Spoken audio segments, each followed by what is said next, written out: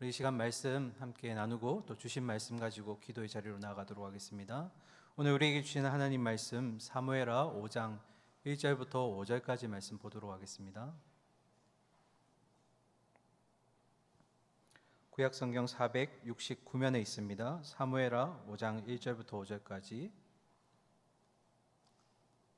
이스라엘의 목자가 된 목동 다윗에 대해서 말씀 나누도록 하겠습니다. 교독하도록 하겠습니다. 1절입니다.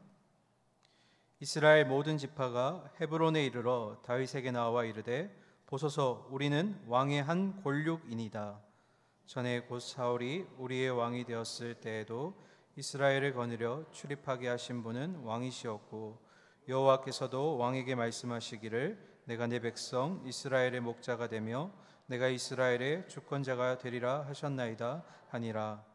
이에 이스라엘 모든 장로가 헤브론에 이르러 왕에게 나오매 다윗 왕이 헤브론에서 여호와 앞에 그들과 언약을 맺음에 그들이 다윗에게 기름을 부어 이스라엘 왕으로 삼으니라.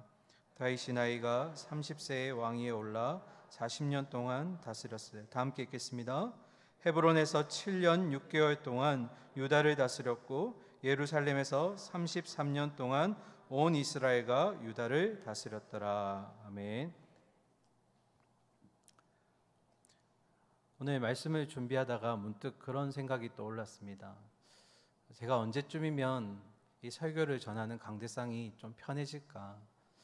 여러분 잘 모르시겠지만 제가 굉장히 많이 떱니다. 보이시나요? 안 떠는 것 같죠? 근데 늘 올라올 때마다 사실은 불편합니다. 저보다 훨씬 목회 사역을 오래 하신 담임 목사님도 계시고 또 부교육자도 있지만 제가 여기 강대상을 지금 말씀 전한 지가 6년 7개월 정도 됐는데 한 번도 편했던 적이 없어요. 근데 왜 그랬을까 생각해 보면 그 속에 저의 그 불순한 마음들이 있었던 것 같아요. 내가 꼭 은혜를 끼쳐야겠다, 내가 뭔가 해봐야겠다라는 마음도 좀 있었던 것 같아요. 그래서 오늘은 불편하지만 좀 마음을 내려놓고 하나님 말씀만 전하겠습니다. 그러면 성령님이 우리 성도님들께 다가가셔서 은혜를 주실 줄 믿습니다. 말씀이 살아있고 원동력 있고 좌우에 날선 검과 같아서 우리의 심령을 파고들고 골수와 그 모든 걸 쪼갤 줄 믿습니다. 오늘 사무엘하 벌써 이제 5장입니다. 우리 1절과 2절 말씀 읽으면서 말씀 한번 보도록 하겠습니다. 이스라엘 모든 지파가 헤브론에 이르러 다윗에게 나와 이르되 보소서 우리는 왕의 한 골육이니이다. 전에 곧 사울과 우리의 왕이 되었을 때에도 이스라엘을 거느려 출입하게 하신 분은 왕이시었고 여호와께서도 왕에게 말씀하시기를 내가 내 백성 이스라엘의 목자가 되며 내가 이스라엘의 주권자가 되리라 하셨나이다 하니라. 아멘. 4장까지 내용을 짧게 요약하면 북이스라엘의 모든 지도자가 다 죽게 됩니다. 왕이었던 이스보셋도 죽었고요, 또 군대 장관이었던 아브네도 죽게 됩니다. 그리고 시작하는 5장에서 등장하는 이스라엘의 모든 지파는 사실은 북이스라엘의 11지파를 얘기합니다. 그 11지파인데요. 그런데 여기서 말하는 모든 지파는 모든 백성을 얘기하는 것이 아니라 실제로는 전쟁터에 나아갈 수 있는 성인 남자들을 얘기하는 겁니다. 그런데 같은 내용을 기록한 역대상 12장을 보면 이 내려온 숫자, 지금 헤브론으로 내려왔다라고 얘기하는데 이 숫자가 무려 35만 명이라고 얘기합니다. 그 많은 숫자가 지금 북이스라엘에서 남유다로 넘어왔습니다. 그리고 다윗에게 1절에게 뭐라고 얘기할까요? 우리는 왕의 한 골육이니이다. 이 말을 우리식으로 해석하면 우리는 당신의 뼈이며 당신의 살입니다. 여러분 어디서 많이 들어보셨죠? 뭔가 스쳐 지나가지 않나요? 창세기 2장에서 하나님이 하와를 만드셨을 때 아담이 하와를 보고 뭐라고 얘기했죠? 이는 내 뼈 중에 뼈요 살 중에 살입니다. 그러니까 지금 이스라엘의 그 35만 명이 내려와서 다윗에게 처음 전했던 말은 우리가 그냥 단순히 어떤 혈연관계 정도가 아니라 당신과 굉장히 밀접하고 친밀한 관계입니다 라는 어떤 내용을 지금 전하고 있는 겁니다. 그러면서 2절에 이렇게 얘기합니다. 전에 곧 사울과 우리의 왕이 되었을 때도 이스라엘을 거느려 출입하게 하신 분은 당신입니다. 이 말은 어떤 말이냐면 사울이 왕이었던 이스라엘 시대에도 군대를 거느리고 왔다 갔다 했던 사람은 누구라는 겁니까? 다윗 당신이었습니다 하고 이렇게 얘기하는 겁니다. 그러니까 사울 시대에도 다윗의 리더십은 백성들에게 많이 알려져 있던 그런 모습입니다. 그렇게 사울의 시대에도 다윗은 많은 백성들에게 지지를 받고 있었던 거죠. 그리고 2절 중반절에 보시면 여호와의 말씀이 내가 내 백성 이스라엘의 목자가 되며 내가 이스라엘의 주권자가 되리라 라고 얘기했다고 합니다. 제가 찾아봤습니다. 이런 말씀을 하나님이 다윗에게 준 적이 있을까? 있을까요? 없을까요? 없습니다. 그런데 참 신기하게도 우리가 지난번에 이스보셋과 아브넬의 사건을 보면서 사울의 첩을 동침했던 그 아브넬을 욕되게 했던 그 이스보셋 앞에서 아브넬이 그런 얘기를 했잖아요. 다윗이 왕입니다. 하나님이 세운 진짜 이스라엘의 왕입니다. 그러니까 그때 아브넬의 고백 속에도 이 2절의 내용이 들어가 있었다라는 겁니다. 그러면 이 내용은 어떤 의미일까? 비록 성경 말씀에 기록되진 않았지만 당시 사울 왕국 시대 때 그리고 이어지는 다윗 왕국 가운데 백성들의 마음속에 뭐가 있다라는 겁니까?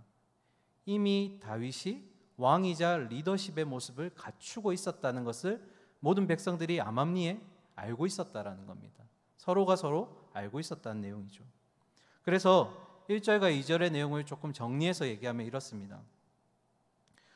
아브넬과 이스보셋이 죽자마자 북이스라엘에 그 35만 명이 되는 대군이 내려옵니다. 그 많은 사람이 내려와서 다윗에게 얘기하기를 어떤 내용을 전하기 위해서 우리는 굉장히 당신과 친밀하고요. 당신의 리더십은 이미 정평이 나 있습니다. 당신은 모든 리더십에 그런 모습들이 갖춰져 있습니다 라고 얘기합니다. 그러면 이들이 진정으로 헤브론으로 내려왔고 다윗에게 1절과 2절에 이런 말씀을 전한 이유는 무엇일까? 지금 1, 2절은 간접적으로 보이지만 정답은 3절에 나와 있습니다. 우리 3절 말씀 같이 읽을까요? 이에 이스라엘 모든 장로가 헤브론에 이르러 왕에게 나오매 다윗 왕이 헤브론에서 여호와 앞에 그들과 언약을 맺음에 그들이 다윗에게 기름을 부어 이스라엘 왕으로 삼으니라. 이제 이스라엘의 지도자격이 되는 장로들이 다 나옵니다. 그리고 다윗 앞에서 두 가지를 행하게 됩니다. 첫 번째가 바로 다윗과 언약을 맺게 되고요. 두 번째는 다윗을 기름 부어서 이제는 남유다가 아니라 전 이스라엘 통일 왕국의 왕으로 세우게 되었다라는 겁니다. 여러분, 제가 질문 하나 드릴게요. 지금 기름 부음이 몇 번째 기름 부음일까요? 다윗에게 몇 번째일까요? 몇 번째일까요? 세 번째입니다. 기억하시죠? 첫 번째는 사무엘에 의해서, 두 번째는 남유다의 왕이 되었을 때, 그리고 오늘 이번이 세 번째입니다. 이제 이 세 번째 만에 공식적으로 전 이스라엘의 왕이 된 다윗입니다. 그러면 첫 번째 장로들이 했던 다윗과 이스라엘 그 사이에 언약을 맺었다는 것이 어떤 의미일까? 여러분, 언약하면 쌍방이 있고 서로 합의가 이루어지는 것이 보통 언약의 개념입니다. 다른 말로 계약이라고도 하죠. 그런데 여기서 말하는 언약은 그런 개념이 아닙니다. 어떤 의미일까? 동일한 본문을 기록한 내용이 역대상 11장 3절에 기록되어 있는데요. 여러분 기억하셔야 될 게 사무엘상 16장에서 사무엘이 다윗에게 기름 부었을 때 그것은 하나님이 그가 합당한 자이기 때문에 기름을 붓고 왕으로 세우시겠다라는 약속이었습니다. 그걸 기억하시면서 역대상 11장 3절 말씀 우리 화면 보면서 같이 읽겠습니다. 이에 이스라엘의 모든 장로가 헤브론에 있는 왕에게로 나아가니 헤브론에서 다윗이 그들과 여호와 앞에 언약을 맺음에 그들이 다윗에게 기름을 부어 이스라엘의 왕으로 삼으니 여호와께서 사무엘을 통하여 전하신 말씀대로 뭐였다고요? 되었더라. 그러니까 이 역대상 11장 3절의 마지막 부분이 중요합니다. 다윗이 이제 전 이스라엘의 왕이 되었는데 그것은 여호와께서 사무엘을 통하여 전하신 말씀대로 된 것이다. 그러면 이스라엘과 다윗과의 언약이라는 이 개념은 사실 쌍방 간의 합의라는 그런 개념의 언약이 아니라 하나님이 사무엘을 통해서 기름 부으실 때 약속하셨던 그 언약이 지금 이스라엘을 통해서 순종으로 나타났다라는 겁니다. 다시 말씀드리면 이 언약은 일방적인 언약입니다. 하나님이 다윗을 왕으로 세우시겠다고 이미 약속하셨고 그 약속이 지금 이루어졌다라는 겁니다. 일방적인 하나님의 언약에 이스라엘이 반응했고 순종했고 그 언약이 성취되었다라는 내용입니다. 이게 첫 번째 개념이고요. 두 번째, 다윗을 기름 부어서 이스라엘을 다스리는 왕이 되었다라고 하는데, 여러분, 이스라엘의 왕은 다른 역할이 또 있죠. 이 왕을 다른 단어로 바꾸면 뭐가 될까요? 목자가 됩니다. 이스라엘을 다스리는 왕을 주로 부를 때는 목자라고 부릅니다. 그러면 이스라엘의 왕을 왜 목자라고 부를까? 여러분, 목자의 역할이 뭐죠? 뭘 거느리는 겁니까? 양떼를 거느리고 양떼를 보호하는 겁니다. 때로는 목숨을 걸고 지켜야 할 때도 있고, 또 배고픔과 허기짐과 추위를 참아내야 되는 것이 바로 목자의 모습입니다. 그렇게 자기에게 생명을 다 바쳐서 지켜내야 되는 게 바로 양떼인데, 그런 왕은, 그런 목자라는 게 어떤 의미일까요? 자기에게 맡겨진 백성들을 마치 양떼처럼 자기의 목숨을 다해서 지켜내야 하는 것이 이스라엘의 왕의, 목자의 또 모습이라는 겁니다. 그런데 이 땅에 오신 예수님이 그 선한 목자와 사꾼 목자에 대해서 이렇게 말씀해 주셨습니다. 요한복음 10장 11절인데요. 나는 선한 목자라. 선한 목자는 양들을 위하여 뭐 한다고요? 목숨을 버린다. 이게 선한 목자라는 겁니다. 그러니까 이스라엘의 왕은, 목자라는 의미는 왕이지만 자기의 목숨을 다해서 백성들을 지키고 보호해야 될 그런 역할이 있다라는 겁니다. 이 땅에서 방황하고 유리하는 영혼들을 보살피시기 위해 그분이 오셨습니다. 그분은 자기의 목숨을 내어주시면서 우리를 지켜 보호하여 주셨고 구원해 주셨습니다. 바로 우리의 선한 목자 되시는 예수 그리스도이십니다. 자, 이어서 4절과 5절 보겠습니다. 다윗이 나이가 30세에 왕위에 올라 40년 동안 다스렸으되 헤브론에서 7년 6개월 동안 유다를 다스렸고 예루살렘에서 30년 동안 온 이스라엘과 유다를 다스렸더라. 아멘. 다윗이 전 이스라엘을 다스릴 때 그의 나이가 딱 30살입니다. 그런데 성경에는 30살 하면 참 의미 있는 나이입니다. 왜 그럴까요? 예전에 요셉이 총리가 되었을 때 그의 나이가 30이었습니다. 그리고 또 레위인들이 성전에서 또는 성막에서 봉사하기 시작하는 나이가 바로 30살입니다. 그리고 이 땅에 우리의 참된 목자로 오신 예수님도 공사역을 시작하실 때 30살도 시작하십니다. 그리고 전 이스라엘을 통일하고 이제 다스리는 다윗의 나이도 몇 살이라고요? 30살입니다. 그러니까 성경에서 말하는 30살은 하나님의 공적인 사명을 감당할 수 있는 어떤 최소한의 나이가 되는 것이죠. 그런데 중요한 건 30살이 중요한 게 아니라 이 30살 이후에 다윗이 무려 40년을 통일 이스라엘을 다스리게 됩니다. 생각해보면 사실 전 이스라엘의 초대 왕은 누굽니까? 다윗 이전에 사울이 있었습니다. 그러나 하나님이 인정하시고 하나님 나라로 세워진 첫 번째 나라는 사울의 나라가 아니라 다윗의 나라입니다. 그래서 전체 통일왕국, 하나님의 메시아 왕국으로 세워진 첫 번째 왕은 사실은 다윗이고 그 첫 번째 나라는 다윗의 나라입니다.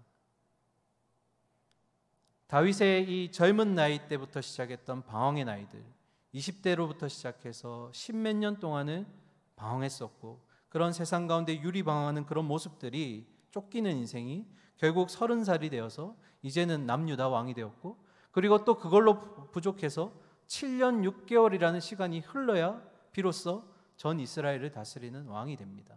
여러분, 제가 이 사무엘하를 전하면서 이전에 이런 말씀 드린 적이 있는데요. 다윗을 왕으로 세우시기 위해서 하나님은 시간과 공간 속에서 다윗을 굉장히 혹독하게 훈련시키십니다.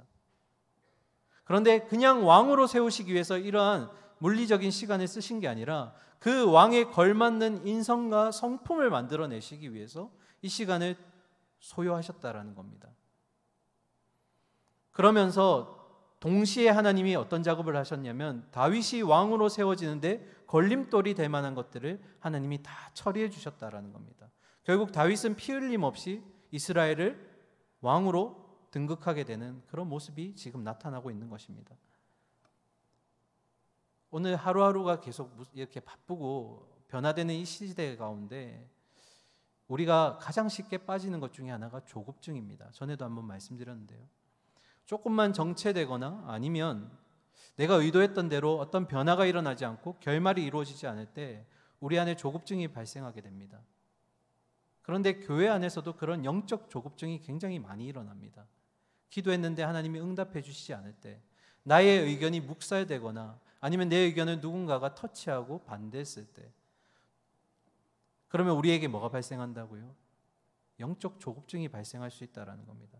그런데 오늘 다윗의 이 방황하는 시기인 것 같지만 하나님이 이렇게 훈련하시는 시간을 보면 하나님은 한 사람의 변화나 아니면 한 교회의 어떤 성장이 있기 위해서 시간과 공간이라는 그런 재료들을 준비하신다라는 겁니다. 이게 하나님이 일하시는 방식이에요. 하나님은 시간과 공간을 초월하실 수 있는 분이시지만 그럼에도 불구하고 시간과 공간을 사용하신다라는 겁니다.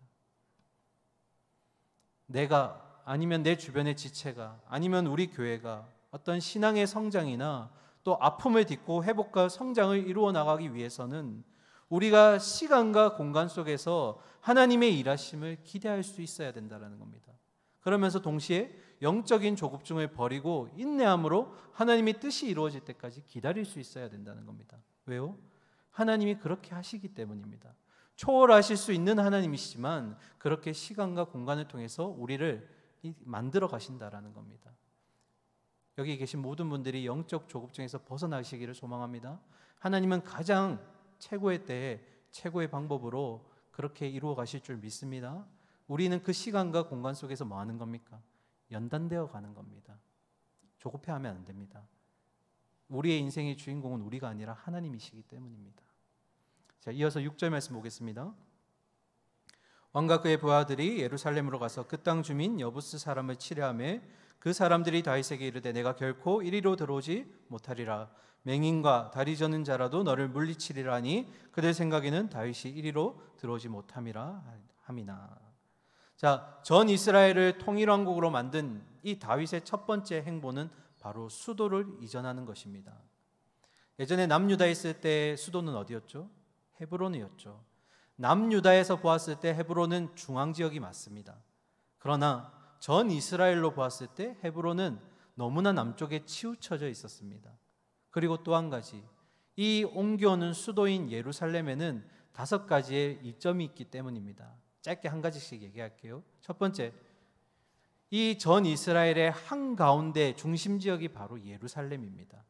그리고 두 번째로 이 예루살렘은 아주 고지대에 있습니다. 약 790m라는 높이에 있고 그 주변에는 골짜기로 이루어져 있습니다. 굉장히 험한 산세로 이루어져 있기 때문에 쳐들어오는 백성들의 어떤 군사가 이렇게 방어하기에 용이했다라는 겁니다.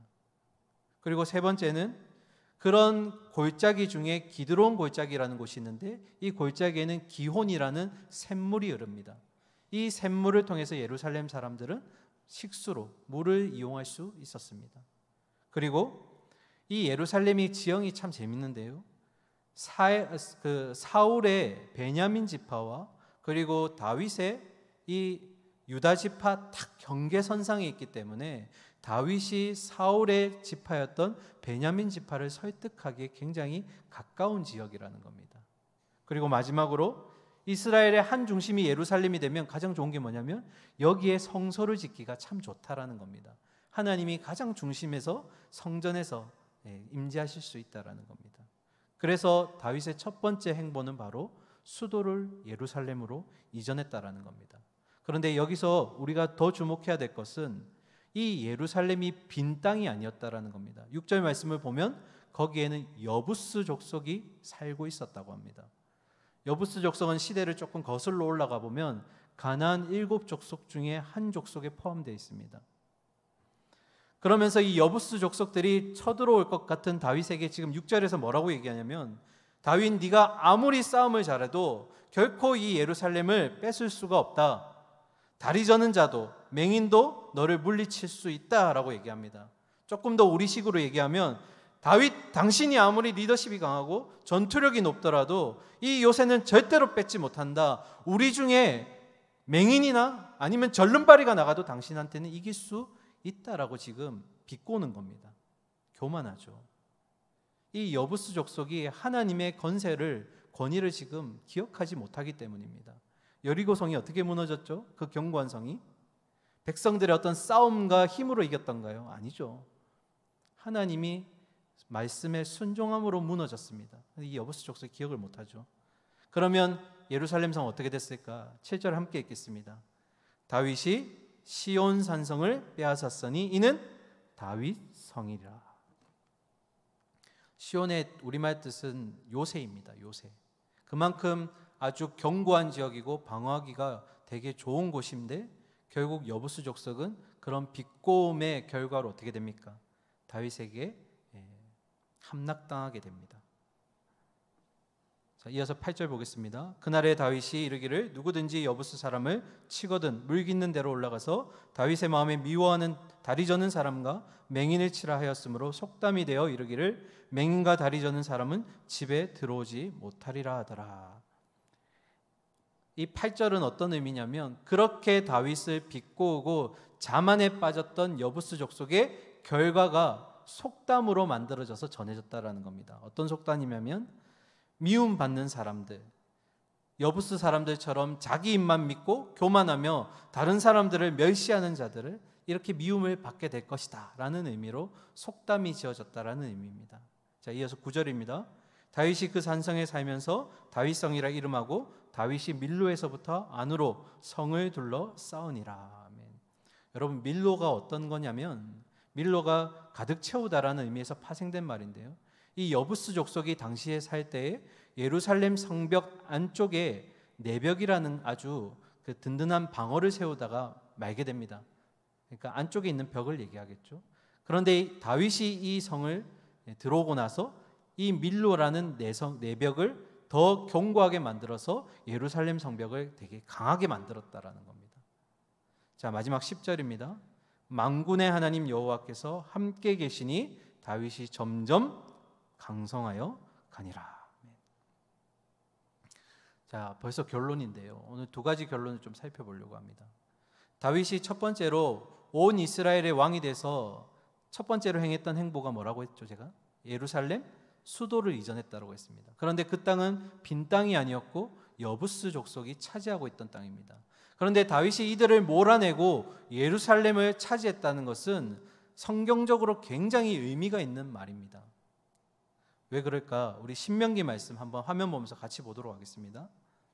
내 하나님 여호와께서 내게 넘겨주신 모든 민족을 내 눈이 긍휼히 여기지 말고 진멸하며 그들의 신을 섬기지 말라. 그것이 내게 올무가 되리라. 17절. 내가 혹시 심중에 이르기를 이 민족들이 나보다 많으니 내가 어찌 그를 쫓아낼 수 있으리요 하리마는 21절. 너는 그들을 두려워하지 말라. 너희의 하나님 여호와 곧 크고 두려운 하나님이 너희 중에 계심이니라. 아멘. 이 말씀이 어느 말씀이냐면 가나안에 들어가기 직전에 이스라엘 백성에게 주신 하나님의 명령입니다. 그 땅에 가면 그 땅은 분명히 젖과 꿀이 흐르는 땅이지만 그러나 거기에는 이미 살고 있는 토착민들이 있다. 너희가 가서 그 토착민들을 전멸하지 않으면 그것이 너희로 하여금 뭐가 된다는 겁니까? 올무가 된다라는 겁니다. 죄의 올무가 되어서 너희가 거기서 죄짓게 될 것이다. 그러니까 너희가 들어가면 반드시 해야 될 게 뭐라는 겁니까? 그 땅에 있는 토착민들, 하나님을 알지 못하는 이방 족속들을 다 진멸하고 몰아내야 된다. 그런데 그렇게 하지 못했습니다. 예루살렘에 그래서 여부수 족속이 남아 있었던 겁니다. 그리고 수백 년이 흘러서 마침내 다윗이 예루살렘에 들어오면서 그 역할을 하게 된 것입니다. 예루살렘 성이 아무리 겉으로 보기에 견고해 보이고 정복하기 어렵게 보일지라도 만군의 여호와 하나님이 함께 하시면 다윗처럼 요새라고 불리는 이 성읍도 차지할 수 있다라는 겁니다. 견고함이 그들에게 핑계가 될 수 없다라는 겁니다. 오늘 우리도 동일합니다. 우리 앞에 놓여진 문제들과 우리 앞에 놓여진 상황들 가운데 그것이 아무리 견고해 보이고 답이 보이지 않더라도 그것이 우리에게 신앙에 있어서 핑계거리가 될 수가 없다라는 겁니다. 왜요? 왜 그럴까요? 하나님이 우리와 함께 하신다면 그것이 아무리 견고한들 하나님 앞에 견고함으로 서겠습니까? 그렇지 않다라는 겁니다. 우리의 하나님께서 함께 일해 주시면 내 앞에 서서 하나님께서 일하신다면 그 견고함만으로도 무너질 줄 믿습니다. 그래서 하나님께서 우리에게 이 겨자씨만한 믿음이라도 있으면 어떻게 된다고요? 이 산을 들어 옮길 수 있다라고 말씀하셨던 건 뭘까요? 그만큼 하나님의 능력은 우리가 이성적으로 상식적으로 이 해석할 수 없다라는 겁니다. 믿음만 있으면 하나님이 해주실 수 있다라는 겁니다. 그런데 자꾸 우리는 뭘 보는 겁니까? 눈앞에 보여있는 상황들, 그 경고함들, 그것들을 핑계대면서 하나님 안 되겠는데요. 하나님이 하셔도 힘들겠는데요. 이러한 우리의 의심과 어떤 두려움과 좌절들이 있다라는 겁니다. 사랑하는 우리 성도님들, 경고함이 우리의 핑계가 될 수가 없습니다. 왜요? 하나님이 우리와 함께 하시면 그 경고함은 경고함이 될 수가 없습니다. 오늘도 나중에 기도하실 때 혹여나 우리 가운데 그런 문제들이 있다면 하나님 경고함마저도 무너뜨려 주십시오. 하나님이 해결하실 줄 믿습니다. 그런 고백이 있기를 소망합니다. 자, 두 번째이자 마지막인데요. 제가 다윗의 기름 부음이 몇 번째 기름 부음이라고 말씀드렸죠? 세 번째입니다. 다윗이 처음으로 사무엘에게 기름 부음 받을 때 그의 나이는 10대 정도였습니다. 고작 10대였죠. 그리고 그의 직업은 뭐였죠? 양을 돌보는 목동입니다. 그 아이가 시간이 흐르고 세월이 흘러서 30살이 되었을 때 비로소 기름 부음 받아서 남유다의 왕이 되었고 또 7년 6개월이 흘러서 전 이스라엘의 왕이 됩니다. 그런데 다윗의 생애를 제가 쭉 이렇게 한번 훑어보니까 너무나 초라했던 거예요.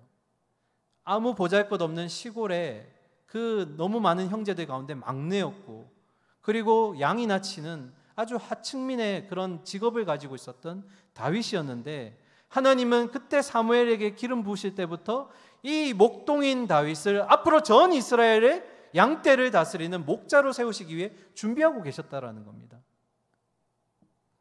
그러면 목동이었던 그 10대 청소년기의 다윗의 모습은 어땠을까?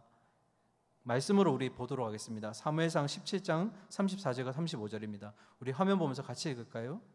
다윗이 사울에게 말하되 주의 종이 아버지의 양을 지킬 때에 사자나 곰이 와서 양떼에서 새끼를 물어가면 내가 따라가서 그것을 치고 그 입에서 새끼를 건져내었고 그것이 일어나 나를 해하고자 하면 내가 그 수염을 잡고 그것을 쳐 죽였나이다.